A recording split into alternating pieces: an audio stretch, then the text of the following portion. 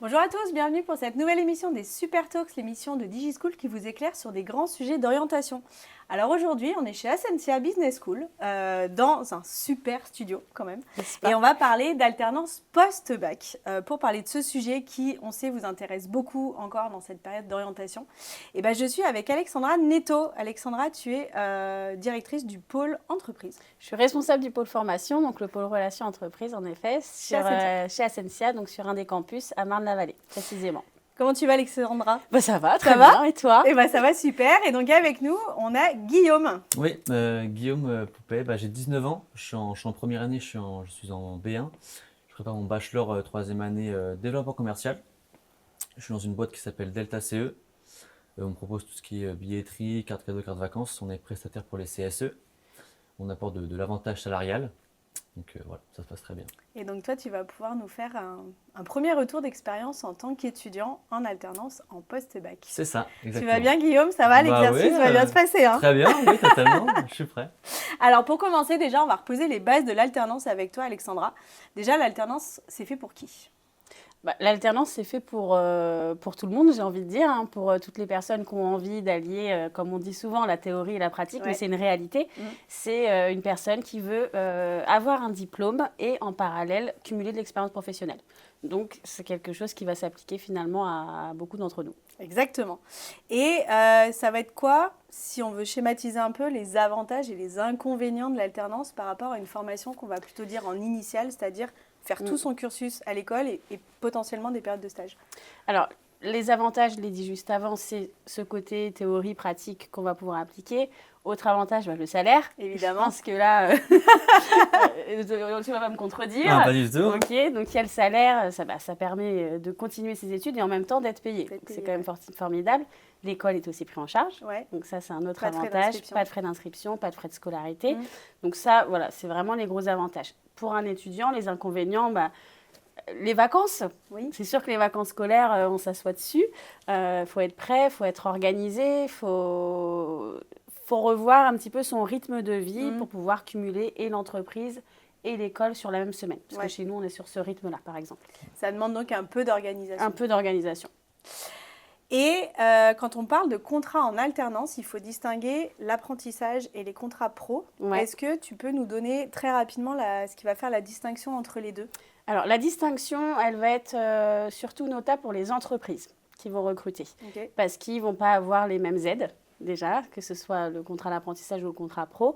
Ils ne vont pas non plus avoir les mêmes exonérations sur l'un ou l'autre contrat. Pour un étudiant, son statut va changer. Il est soit salarié en contrat pro, il est apprenant en contrat d'apprentissage, mais au niveau de la prise en charge, par exemple, c'est la même chose. Okay. C'est pris en charge. Donc voilà, c'est des petites variantes comme ça, mais qui sont surtout notables pour les entreprises, je trouve. Donc ça veut dire que si on est étudiant, c'est plus l'entreprise qui va décider du type de contrat qui pourrait être signé avec l'école, plutôt que de dire je veux absolument un contrat d'apprentissage ou je veux absolument un contrat pro? C'est plutôt l'entreprise qui va proposer. Okay. Et pour un étudiant, après, il y a quand même certains avantages à être en contrat d'apprentissage, puisque le contrat d'apprentissage permet aussi différentes aides pour les étudiants, qui nous n'avons pas en contrat pro. D'accord. Voilà, mais c'est quand même souvent l'entreprise qui est moteur. Et donc, chez Ascensia, on peut faire de l'alternance quand on parle d'études supérieures dès le post-bac. Exactement, dès la première année. Et donc, ça jusqu'à la fin des cursus de master. Jusqu'à bac plus 5, exactement. C'est vrai que c'est un avantage pour les écoles, enfin pour les étudiants qui sont dans les écoles Ascensia, c'est d'avoir une alternance dès la première année. Ouais. Toutes nos classes, elles sont composées majoritairement d'étudiants qui sont en alternance. Donc, c'est quelque chose qui fonctionne. Et après, on a un service de relations entreprises qui met aussi beaucoup la main à la pâte, évidemment. Ça fait partie de notre ADN, donc on le fait avec plaisir. Mais on sait qu'un étudiant post-bac a besoin de plus d'accompagnement qu'un autre. Donc on est là aussi pour ça. On va y revenir justement juste après. Est-ce que j'aimerais savoir, Guillaume, toi, pourquoi tu as choisi l'alternance dès le post-bac? Est-ce qu'il y a une raison particulière? En fait, je pense un petit peu comme tout lycéen qui cherche un petit peu dans son parcours ou autre. Je ne savais pas forcément vers où m'orienter. C'est vrai que j'ai toujours voulu mettre ma théorie en pratique. C'est pour ça que je me suis directement opté plus vers l'alternance que initiale. Parce que je me voyais mal tout simplement être en initiale tous les jours. Okay. Donc après, j'ai fait des salons, j'ai fait le salon de l'étudiant, alternance. Et justement, à la salon de l'alternance, j'ai découvert Ascensia. Très bon relationnel avec la directrice du pôle La Défense. Ouais. Et suite à ça, je me suis inscrit directement. Et puis après, ça s'est tout bien déroulé et ça s'est parfaitement bien fini. Ouais. Ouais. Et on en parlait rapidement, cette transition entre être lycéen, très encadré, suivre des matières très spécifiques, tout le temps les mêmes, toute la semaine pendant une année, et finalement le nouveau rythme étudiant qui ne se passe pas exactement de cette manière-là. Comment ça s'est passé pour toi, cette transition de la vie lycéenne à la vie étudiante? En fait, comme tu dis, ouais, c'est un très gros changement. Mmh. Mais ça dépend de chacun. Je sais Ouais. très bien que moi, typiquement, là, en alternance, je suis beaucoup mieux que ce que j'étais au lycée. Ouais. Parce que je préfère même le rythme 2 jours, 3 jours, comme on parlait juste avant, c'est beaucoup mieux. Mm. Ça permet aussi de... Casser un peu le rythme de Ouais, la ça semaine. nous aérer un petit peu plus. C'est que si jamais on se dit, oh, l'école, je crois que c'est un petit peu en avoir marre, on a l'entreprise qui vient directement après. Mm. Ça dépend de l'entreprise dans laquelle on est, mais je sais que celle dans laquelle je suis, elle est plutôt bien. Ouais. Donc niveau même de l'organisation ou autre, c'est plutôt bien et je m'en sors plutôt pas mal. Donc je suis content pour l'instant. Bon, on va revenir sur quelques idées reçues autour de l'alternance, mais justement pour qu'aussi les personnes qui vont suivre cette émission puissent bien comprendre en quoi ça consiste. Souvent, on dit que l'alternance, c'est pour ceux qui n'ont pas trop réussi leurs études. On est d'accord que c'est pas vrai. Absolument pas. Ah non, Qui justement, dit ça? c'est très ancré, l'alternance et l'apprentissage, c'était plutôt pour des métiers manuels, des choses comme ça, Ouais. alors que les stats le prouvent. Maintenant, il y a énormément d'étudiants, notamment dans le supérieur. C'est pour rebondir aussi sur le fait que vous proposez aussi de l'alternance justement dès le post-bac. Donc, il y en a pour tout le monde, il y en a dans tous les domaines, et il y en a à peu près pour tous les âges. Est-ce que quand même la question peut se poser sur entre guillemets, la réticence à des entreprises à recruter directement des étudiants qui seraient post-bac parce qu'ils n'ont pas encore finalement d'expérience professionnelle? Alors, je dirais, pour être très honnête, que la question peut se poser Peut-être dans certains domaines plus que dans d'autres, certains non? domaines plus que d'autres. Peut-être le marketing, ce genre de domaine, on sait qu'en post-bac, c'est un petit peu plus compliqué. On le voit, nous, dans les écoles et surtout dans les offres de postes qu'on reçoit. Par contre, on travaille avec beaucoup d'entreprises qui donnent la chance à des profils Bac+1. Ouais. Et ils savent qu'on les accompagne évidemment bien derrière et ils leur donnent la chance, en effet, de développer leurs compétences lors d'une alternance. Ils prévoient aussi des plans de développement de compétences parce que là, typiquement, Guillaume, il est sur un bachelor en 3 ans. Ouais. Donc, il va évoluer sur ces 3 années au sein de son poste. Ok. Donc, c'est aussi en fonction des profils, des entreprises et de cette évolution qu'on va mettre en place derrière. Parce que là, donc, Guillaume, qui par exemple commence un bachelor, donc programme en 3 ans, ça veut dire que là, tu as un contrat en 3 ans avec l'entreprise dans laquelle tu es actuellement? Ouais, c'est exactement ça. C'est ça. Et puis après, au fur et à mesure, potentiellement évoluer dans l'entreprise. Et pour rebondir sur ce que tu disais, comme quoi c'est forcément que manuel, c'est faux parce que typiquement, moi, là, je suis que en prospection téléphonique. Du coup, c'est tout l'opposé du manuel. Et après, ouais, c'est ça. Je suis du coup 3 ans dans l'entreprise Delta CE. Si tout se passe bien, bien sûr. Et pour une évolution de mon poste, potentiellement après devenir commercial. Parce que là, je suis assistant pour l'instant. Ouais. Assistant commercial, Mais justement, ça peut être intéressant pour les entreprises, pouvoir accompagner un talent, un profil, je ne sais pas comment on les appelle, Les deux, c'est pareil. mais d'avoir justement faire grandir son apprenant en même temps qui prend du galon avec son expérience professionnelle et potentiellement les besoins de l'entreprise aussi en même temps. C'est ça. Et puis après, je sais que même pour les recruteurs, par exemple, mon tuteur, il m'a embauché, on va dire ça comme ça, alors que j'avais aucune expérience ni compétence. Mais il m'a dit, en fait, c'est un petit peu quitte au double dans le sens où, vu que j'ai pas eu encore mon potentiel exploité, on va dire ça comme ça, ça se trouve, soit j'ai un gros potentiel ou non, mais dans tous les cas, on ne le sait pas à l'avance. Donc le fait d'embaucher une personne qui n'a pas d'expérience, ça peut potentiellement être un très gros, un bon impact dans l'entreprise. Est-ce que un diplôme qui est préparé en alternance a la même valeur, reconnaissance, qu'un diplôme qui est préparé en initiale? Oui, bien sûr. Il a exactement la même valeur. Ça, on a nos étudiants qui sont en initiale aussi, qui préparent le même diplôme que nos étudiants en alternance. Donc, on est sur des valeurs identiques. L'avantage, par contre, je dirais, pour les étudiants qui font de l'alternance, c'est qu'ils ont cette expérience en plus. Donc, dans le cadre de leur insertion professionnelle après, ils vont avoir et le diplôme, qui a donc la même valeur qu'un autre, et l'expérience professionnelle à côté. Autre petite question qui revient souvent, c'est compliqué de trouver une alternance. Vrai ou faux?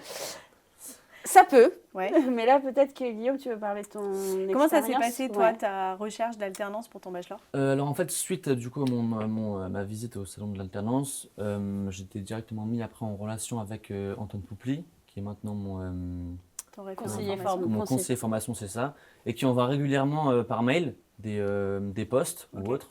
Et en fonction de nos compétences sur notre CV ou autre, on peut envoyer le CV Ok. pour directement être potentiellement appelé par l'entreprise pour avoir un entretien. Et c'est ce qui a été fait pour moi pour le Delta CE. Du coup, c'est grâce à Antoine, grâce à l'école que j'ai pu avoir cet entretien-là. Et après, ça s'est très bien passé. Et pour l'accompagnement, après, même au long de l'entreprise, enfin au long de... Pendant le contrat? C'est ça pendant Ouais. le contrat.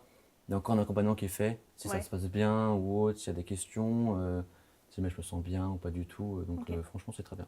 On va mettre plusieurs choses en place en fait dans l'accompagnement. Alors ça commence en effet dès la recherche d'alternance, dès l'admission même.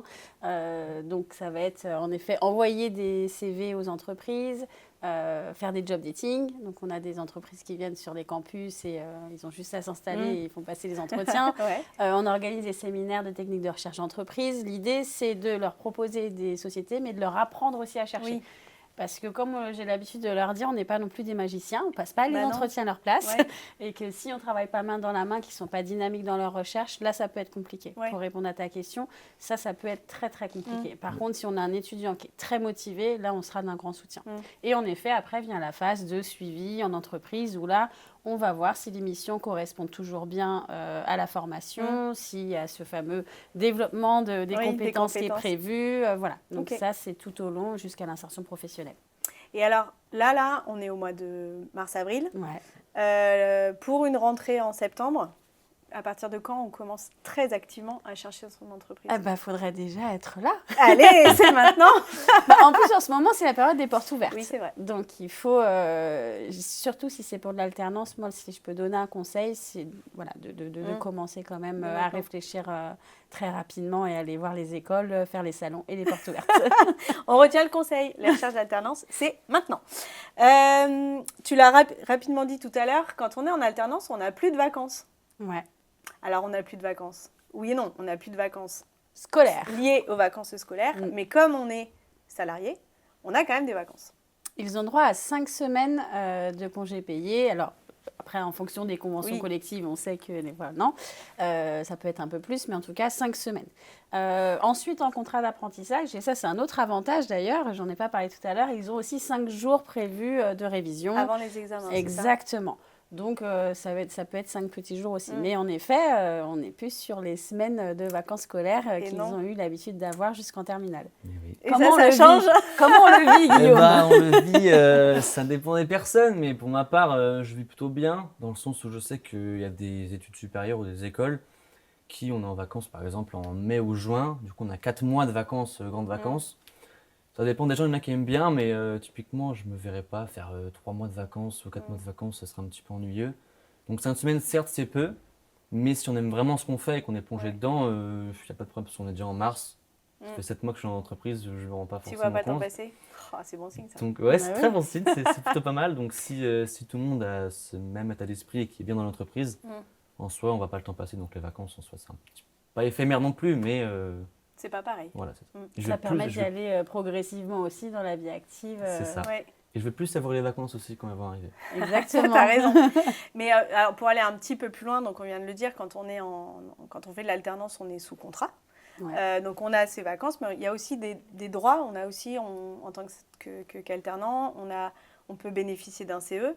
On peut bénéficier de la prise en charge des transports en commun. Donc il y a aussi beaucoup de petites choses, comme tous les salariés d'une entreprise, auxquels justement les apprentis vont avoir le droit. Je pense que réglementairement, il faut le dire, parce que c'est des petits plus, et puis surtout, il faut le savoir. Ils ont les mêmes droits et les mêmes obligations. Donc comme tu dis, en effet, la prise en charge des transports, ce genre de choses, ils y ont droit aussi. Mais il y a quand même quelques avantages à rester étudiant.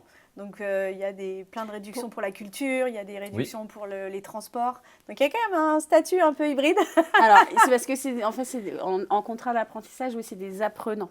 Ouais, mais ok. ils ont des cartes étudiantes, oui, qui sont soit de la Chambre des métiers, enfin après, voilà, ça dépend.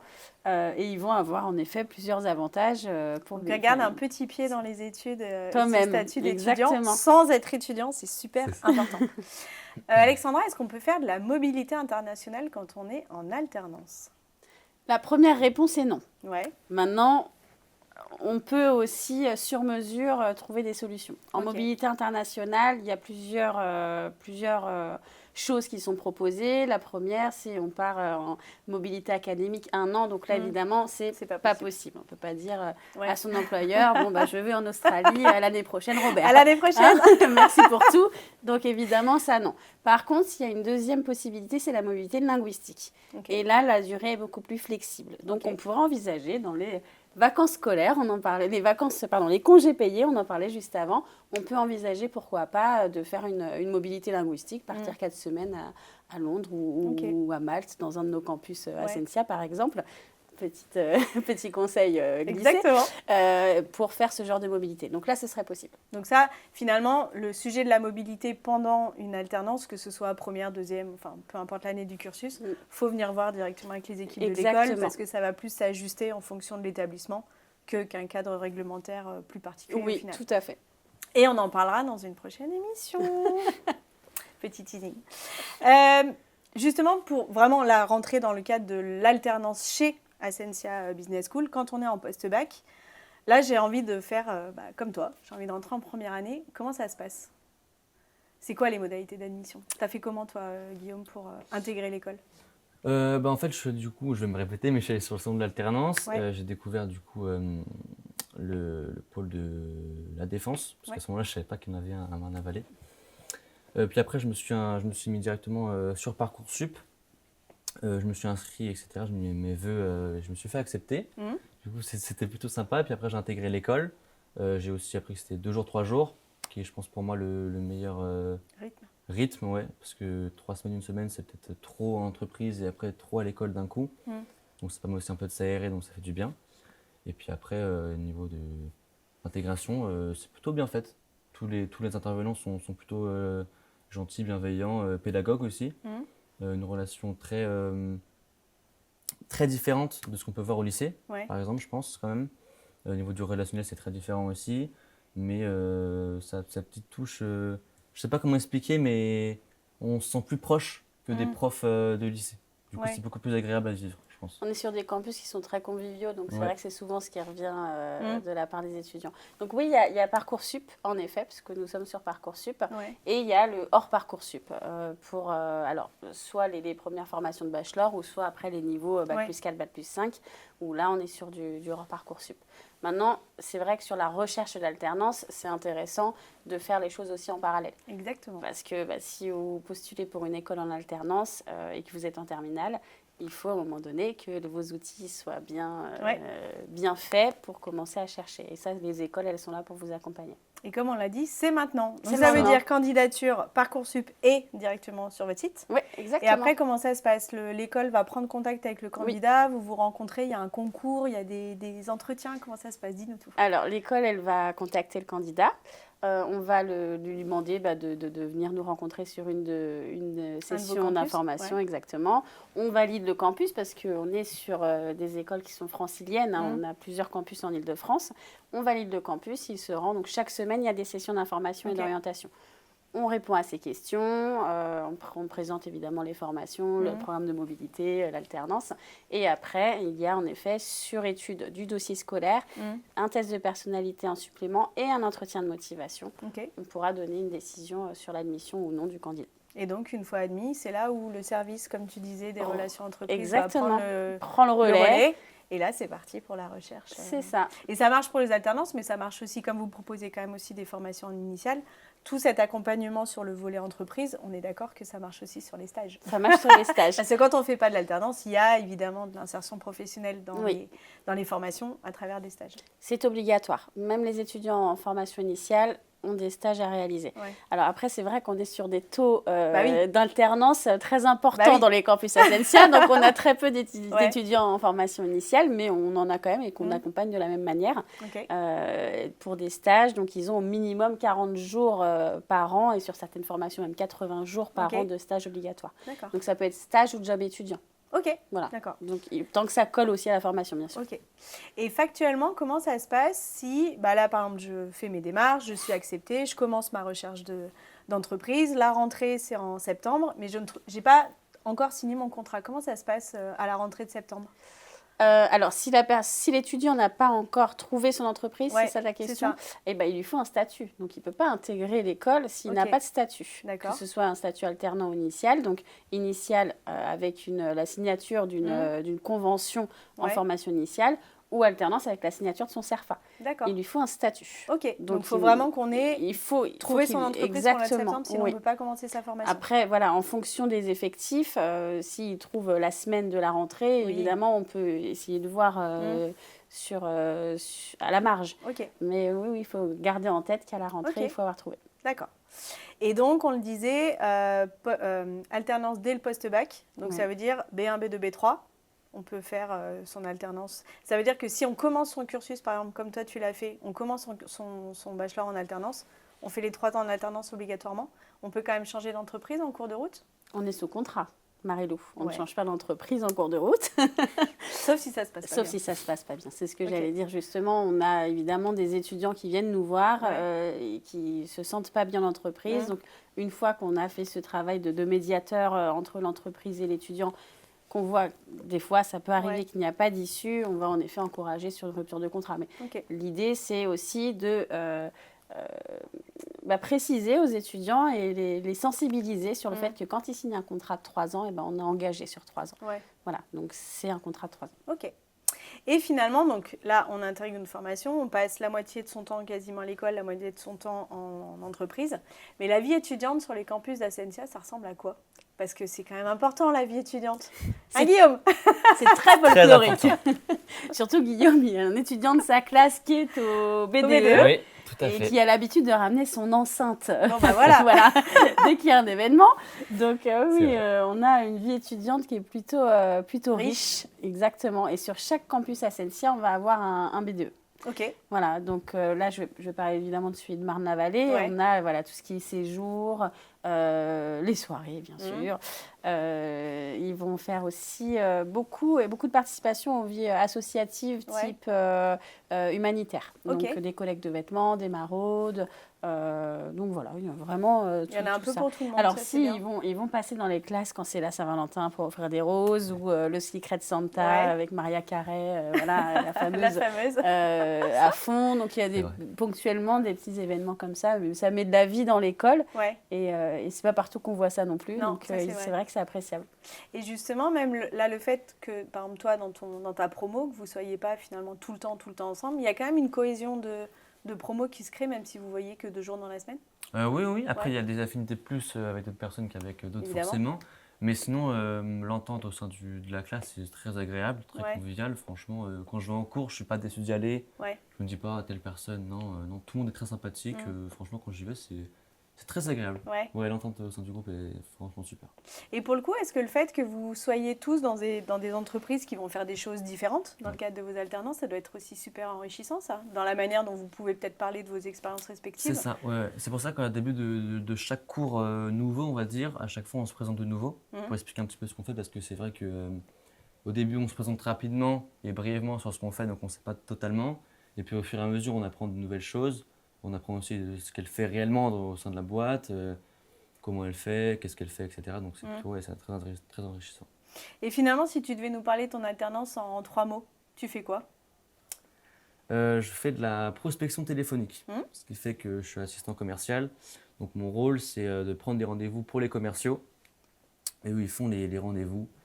Parfois, je peux en assister dans le sens les accompagner, enfin regarder ce qu'ils font. Voilà. Regarder ce qu'ils font pour évoluer. Ce serait mon objectif un petit peu plus tard dans la boîte. Voilà. Et ce que tu apprends à l'école, ce que tu mets en place en entreprise, le lien, il est cohérent? Comment ça se... Il est très cohérent, ouais, parce que j'ai notamment des matières prospection commerciale. Donc ça se rapproche beaucoup de ce que je fais du coup au quotidien, ce qui est un petit peu logique. Ce qui fait qu'on fait les scripts téléphoniques. Donc on fait comme si on était au téléphone. Donc ça ressemble vachement à ce que je fais et ça met de plus en plus à l'aise. Du coup dans l'entreprise, ça m'aide beaucoup forcément. Et si tu avais un petit mot pour encourager des jeunes qui hésiteraient à partir en alternance, tu leur dirais quoi? Je leur dirais oser faire les choses, n'aie pas honte de les faire, notamment dans tout ce qui est commerce. Parce qu'en général, on peut se dire que j'ai pas envie d'être ridicule ou de me faire remarquer. Mais au contraire, si on se fait remarquer, ça veut dire qu'on porte l'attention de certains clients ou autres. Donc on peut potentiellement faire plus de contrats, mais plus de clients. Et il ne faut pas se dire qu'on est ridicule, tout simplement. Exactement. Puis l'expérience, au fur et à mesure, ça va conforter un peu la confiance en soi. Confiance en soi, c'est ça. Et toi, Alexandra, qu'est-ce que tu pourrais dire à tous ces jeunes qui recherchent encore à cette période de l'année leur voie pour l'année prochaine? Alors, c'est de se décider rapidement. Ouais, ça, on est d'accord. C'est pour l'alternance, comme je disais. Moi, j'ai l'habitude de leur conseiller aussi de regarder des fiches métiers. Puis maintenant, en plus, avec l'IA, aujourd'hui, on a quand même accès à beaucoup d'informations. C'est de regarder des fiches métiers et se poser devant un tableau, les pour et les contre, et de voir ce qu'on a envie, ce qu'on n'a pas envie de faire. Déjà, ça leur permet de faire une sélection. C'est vrai qu'en terminale, on ne sait pas toujours... ce qu'on veut faire, On a, nous, beaucoup d'étudiants qui, lors de l'entretien, quand ils sont en terminale, ils nous parlent d'un métier et finalement, l'année d'après, ça a changé. Et c'est normal. Il n'y a pas de sujet là-dessus. Et puis, ne pas être terrifié à l'idée de se tromper. Ça peut arriver. Ils sont jeunes. Donc, ils ont le temps de faire et de refaire. De travailler son projet pro. Exactement. De toute façon, les études, c'est aussi fait pour ça.